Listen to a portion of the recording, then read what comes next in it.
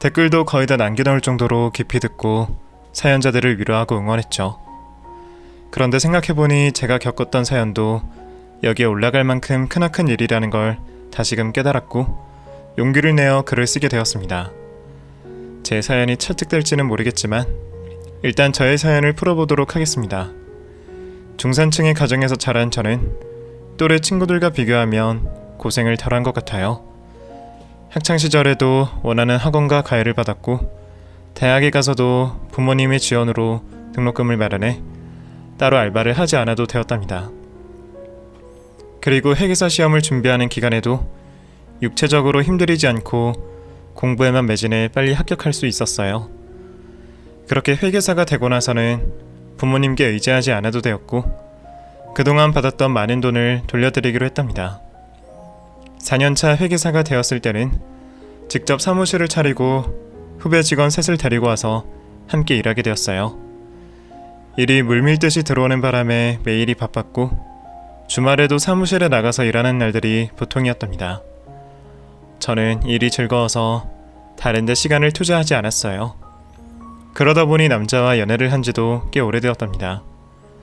37살까지 화려한 싱글로 보내며 돈 버는 것에만 제 삶을 치중했습니다. 그러다 보니 부모님이 언제 결혼하느냐고 매일같이 잔소리를 하셨습니다. 제가 혼자 나와 사는데도 전화와 문자를 시시때때로 보내시며 닥달하셨죠. 또 연락에 답을 하지 않으면 다짜고짜 집에 찾아오셔서 결혼 이야기만 잔뜩 하고 떠나셨답니다. 부모님도 그렇고 주변 지인들도 하나같이 결혼은 꼭 해야 한다는 조언을 귀가 따갑도록 들어서 저도 이제 그만 솔로의 삶을 청산하고 좋은 남자를 만나 결혼하기로 결심했답니다. 일부러 남자와 오랜 연애를 하기보다는 조건과 성격, 대화가 통하는 남자를 찾아서 빨리 결혼하는 게 낫겠다고 판단해서 결혼정보회사에 가입해 여러 남자를 소개받게 되었습니다. 처음 3명을 연속으로 만나게 되었는데 하나같이 늙고 머리가 빠진 대머리들이었습니다. 조건만 엄청 좋고 외모는 많이 뒤떨어지는 분들이었죠. 그래도 전 맞선 남들의 성격이 좋다면 외모를 따지지 않고 만나볼 생각이었습니다. 그런데 하나같이 자기가 잘난 줄 알고 자기 자랑하기에만 바쁘더군요. 본인 말만 하고 남의 말을 들어주지 않는 사람들이어서 바로 인연을 끊어버렸죠. 맞선은 계속되었고 어느새 9번째 남자를 만나게 되었습니다. 직업은 변호사였고 외모도 준수하고 키도 훤칠했답니다. 게다가 대화 몇 마디를 나누어 보니 말도 통하는 사람이었습니다. 또 성격도 굉장히 겸손하고 배려가 넘치며 이해심까지 있는 사람이었죠. 저는 지금껏 이 남자를 만나기 위해 여러 남자들을 만났구나 하는 생각을 하고 다음에도 만나기로 했답니다. 다행히 그 남자도 저를 마음에 들어해서 여러 번 만나게 되었고 2달 만에 결혼 이야기까지 오가게 되었답니다. 민영씨, 우리 서로 잘 통하고 잘 맞는 것 같지 않아요? 이 정도면 부부로 살아도 꽤 좋을 것 같은데 저랑 결혼하실 마음이 있으십니까? 저는 민영씨와 결혼하고 싶어요. 그는 단도직입적으로 프로포즈를 했습니다. 결혼정보 회사를 통해 만난 것이니 이렇게 고백하는 게 이상하지는 않았네요. 네, 저도 병훈씨랑 결혼하면 좋을 것 같아요. 우리 꽤 잘 맞는 커플이잖아요. 결혼합시다. 고마워요. 비록 짧은 연애였지만 부부가 되어서는 연인처럼 살아봐요. 민영씨를 실망시켜드리지 않겠습니다. 저도 마찬가지예요. 좋은 아내가 되도록 노력할 거예요. 그렇게 결혼 결정을 빨리 해서 저희 부모님께 먼저 병훈씨를 소개해드렸습니다. 부모님은 병훈씨의 직업도 마음에 들어 하셨고 외모와 성품까지 나무랄 데가 없다며 즉각 허락의 말씀을 하시며 바로 상견례를 하자고 말씀하셨습니다. 그리고 시댁에 인사를 가게 되었는데 병훈씨의 가족은 시어머니가 유일했습니다. 예비 시어머니는 중소기업의 오너로 수십 년간 일해온 능력 있는 사업가였습니다. 얼굴도 예쁘고 날씬하네. 직업이 회계사라고? 네, 어머님. 지금은 사무실 차려서 후배들을 두고 일하고 있습니다. 젊었을 때 나를 보는 것 같네. 나도 민영씨 나이에는 일만 했거든. 그래서 아들놈을 제대로 케어하지 못한 것 같아. 지금 생각해보니 병원이가 어떻게 변호사가 됐는지 몰라. 아무도 공부하라고 재촉하지 않았는데 말이야. 그게 다 어머님 영향이니 그렇죠. 어머님의 열정 있는 모습을 보고 그대로 닮은 게 아니겠어요? 저도 모르게 시어머니께 아부를 하며 장단을 맞추고 분위기를 더 밝게 만들었습니다. 시어머니는 일에 매진하는 제가 무척이나 마음에 드셨는지 일에 관한 이야기만 엄청나게 주고받았어요. 당연히 결혼은 허락하셨고 앞으로의 계획이나 목표 등을 말하며 시간을 보냈죠. 양가 부모님의 허락이 떨어지자마자 상견례를 하게 되었고 부모님들은 각자 원하는 걸 솔직하게 말씀하시며 신혼집과 혼수, 예단을 모두 맞추기로 했답니다. 저희 집도 중산층이고 시어머니 역시 능력이 있으신 분이니 돈에 관해서는 조금도 갈등이 생기지 않아 수월하고 평화롭게 상견례를 치르게 되었고 한 달 뒤에 병원 씨와 제가 결혼식을 올리며 부부의 연을 맺게 되었답니다. 남편은 제가 생각했던 것보다 훨씬 더 좋은 사람이었어요. 집과 사무실만 오가며 애처가의 모습을 보여주었답니다. 물론 신혼이라 저에게 맞추려고 노력하는 것이지만 석 달이 지나도 한결같은 모습으로 지냈습니다.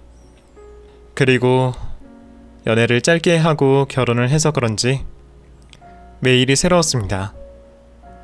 시간만 나면 가까운 곳에 데이트를 하러 나가기도 하고 호텔에서 뜨거운 밤을 보내기도 하며 사랑이 계속 깊어지고 있었답니다. 저와 남편은 나이가 30대 후반이니 아이도 서둘러 가지기로 했습니다.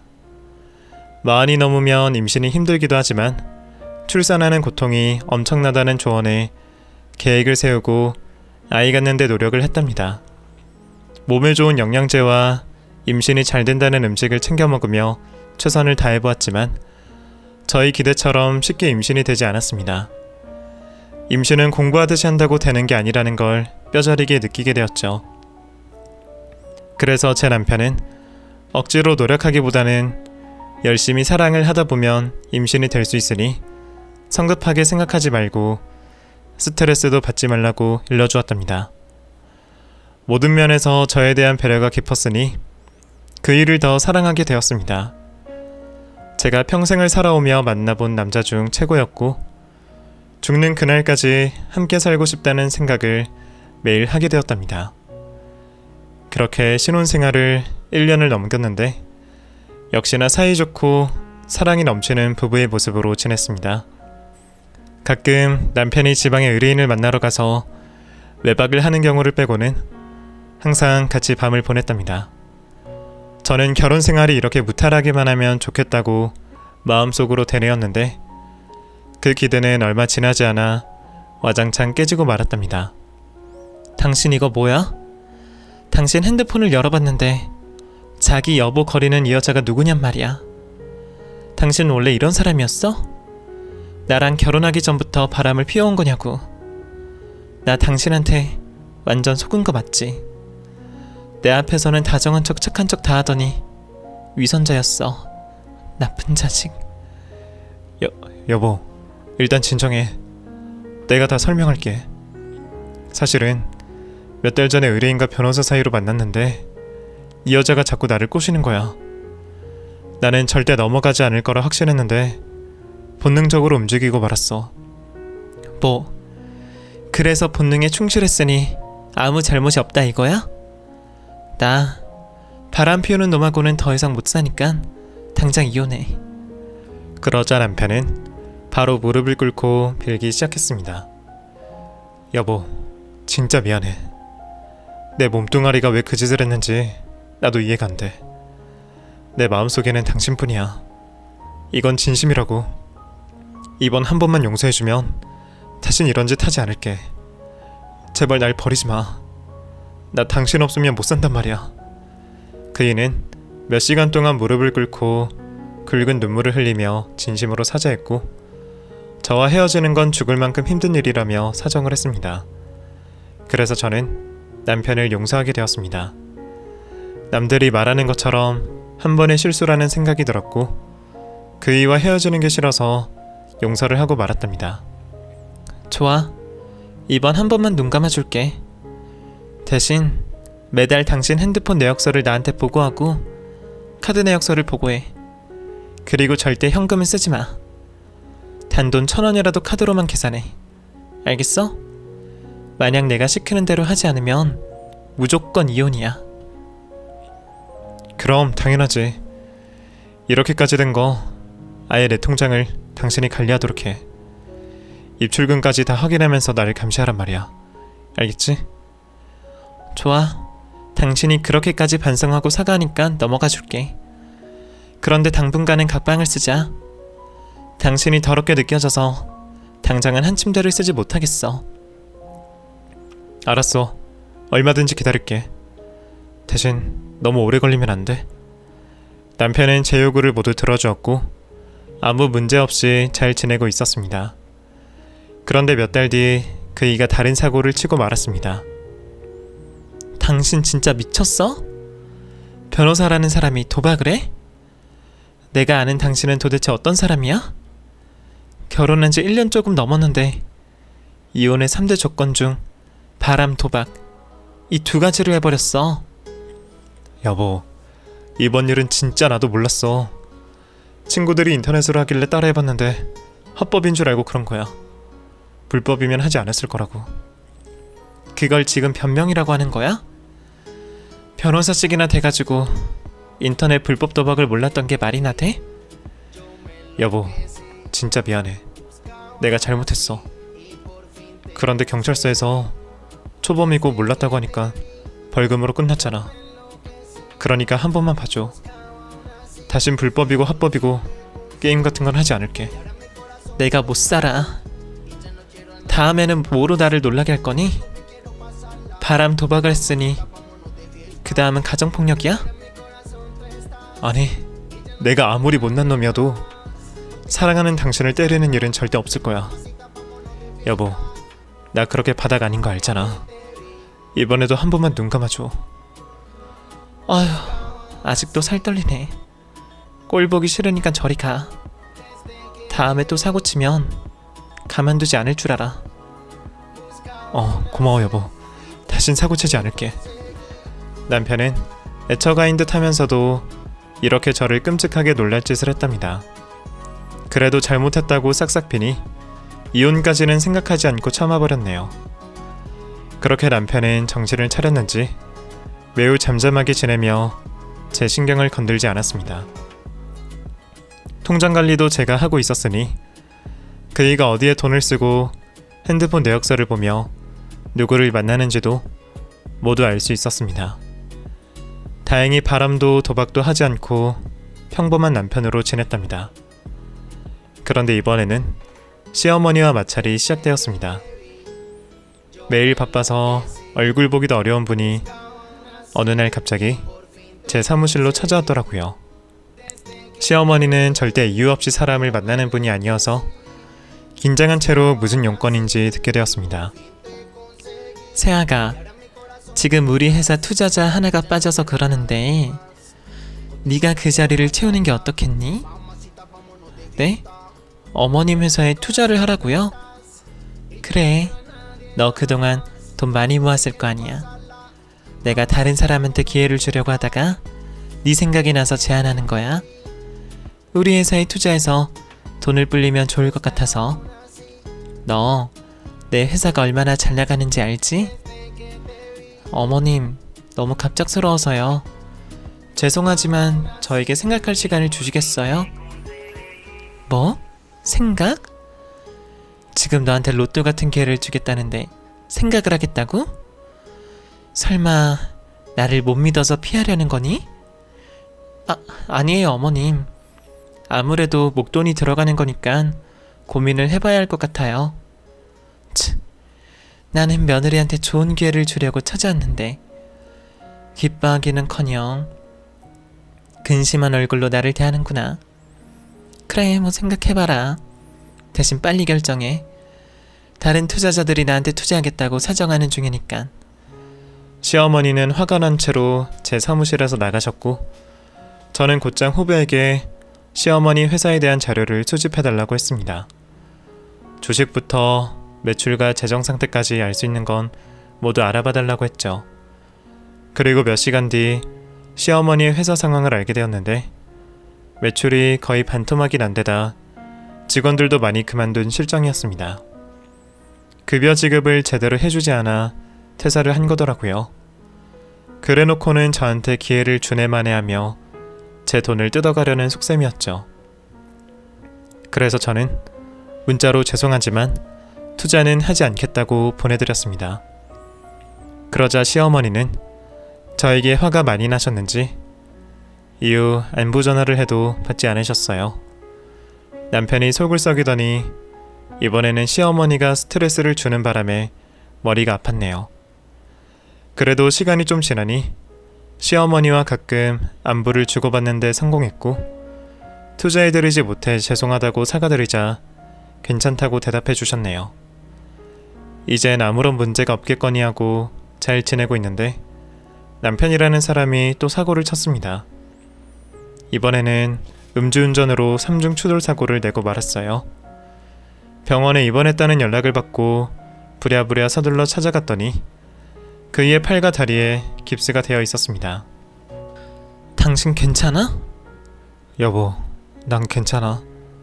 몇 주 입원하면 괜찮아질 거래. 그래? 그런데 난 괜찮지 않아. 하다 이제는 음주운전까지 하니? 바람에 도박에 음주운전까지 아주 가관이다. 이 정도면 이혼 사유로 충분하지? 여보, 이번에는 진짜 실수야. 그게 설명하면 길어지는데 오늘 장례식장에 가서 소주를 딱 한 잔 마시고 나왔어. 정신은 멀쩡했다고. 그런데 여차여차해서 사고가 난 거야. 한 잔이든 10잔이든 술 마시고 운전대를 잡는 건 범죄라는 걸 몰라? 어떻게 당신은 변호사가 하지 말아야 할 짓을 그렇게 잘하는 거야? 내 속을 얼마나 더 썩혀야겠냐고. 이번에도 너무 미안해. 나도 내가 왜 이러는지 모르겠어. 당신한테 매번 실망만 시켜서 고개를 들지 못하겠다고. 여보, 진짜 미안해. 앞으로는 아예 술을 입에도 대지 않을게. 당신이 이럴 때마다 내가 얼마나 힘든지 알아? 이혼 생각이 절로 난다고. 여보, 미안해. 그런데 이혼 얘기는 하지 말아줘. 난 진짜 당신 없으면 못 살아. 나 없으면 못 산다는 사람이 맨날 이런 식으로 내 뒤통수를 쳐? 당신 때문에 내 수명이 못해도 20년은 줄었을 거야. 또 나를 실망시키는 짓을 하면 그땐 정말 끝이야. 봐주고 이런 거 없이 이혼이라고. 알겠어. 명심할게. 앞으로는 진짜 사고 안 치고 잘해볼게.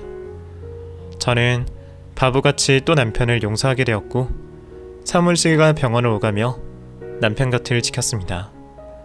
그런데 남편이 다른 환자들과 섞여 있어 쉬는 게 불편했는지 개인 병실로 옮겨달라고 하더군요. 믿긴 하지만 남편이 편하게 쉬는 게 좋을 것 같아 비싼 돈 주고 병실을 옮겨주었습니다. 여보, 그런데 안 가? 더 이따가 갈게. 당신 잠드는 거 보고 가려고. 에이, 나는 하루 종일 누워서 잠만 자는데 그렇게까지 할 필요 없어. 당신 피곤해 보인다. 어서 집에 가서 쉬어. 그럴까? 알겠어. 내일 퇴근하고 들릴 테니까 몸조리 잘하고 있어. 저는 자리에서 일어나 병실을 나왔고 지하주차장으로 내려가 차를 타려고 했습니다. 그런데 깜빡하고 차키를 두고 내려왔더라고요. 그래서 다시 남편의 병실로 가려고 엘리베이터를 탔답니다. 다시 복도를 걸어서 남편의 병실 앞에 다다랐는데 안에서 이상한 소리가 들렸습니다. 제가 피곤해서 그런가 싶어 병실 문에 귀를 가져다 대고 다시 들어봤는데 틀림없는 여자의 목소리였습니다. 그 순간 머리가 얼마나 빙빙 돌던지 두 다리로 서 있기가 힘들었습니다. 구역실까지 나오는 바람에 입을 틀어막기도 했답니다.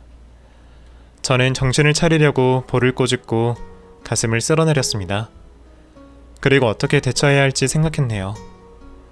이윽고 저는 핸드폰에 동영상을 켜고 병실 문을 열고 들어갔습니다. 예상했던 대로 남편과 누군지 모를 여자가 같이 있더라고요. 제가 어떤 상황인지 굳이 말하지 않아도 아시겠죠? 저는 한마디의 말도 하지 않고 영상을 찍었고 깜짝 놀란 두 년놈은 성급히 옷을 주워 입었답니다. 여보, 아직 안 갔어? 고작 한다는 말이 그거야? 개인 병실로 옮겨달라는 이유가 이 짓거리를 하려고 그런 거였어? 진짜 너란 인간은 구제불능이다. 오만정이 다 떨어진다. 마누라가 나가자마자 여자를 불러서 놀아나? 당신이 그러고도 사람이라고 할 수 있어? 그이는 습관처럼 또다시 제 앞에 무릎을 꿇었고 상간녀에게도 무릎 꿇으라는 신호를 보냈답니다. 두 사람은 나란히 무릎을 꿇고 용서를 빌기 시작했습니다. 사모님 죄송해요. 그런데 변호사님과 저는 아무 사이도 아니니까 오해하지 말아주세요. 뭐? 아무 사이가 아닌데 병실에서 그 짓을 하고 있니? 너도 제정신이 아니구나. 실은 제가 변호사님을 선임해서 소송을 했거든요. 그런데 소송 비용이 부족하다고 하니까 변호사님이 이렇게 제안을 해주셨습니다. 저는 상상도 못한 대답에 기절하는 줄 알았습니다. 남편은 제가 생각했던 것보다 훨씬 더 악취가 심한 쓰레기였습니다. 결국 참지 못한 저는 남편의 따귀를 연신 날려버렸고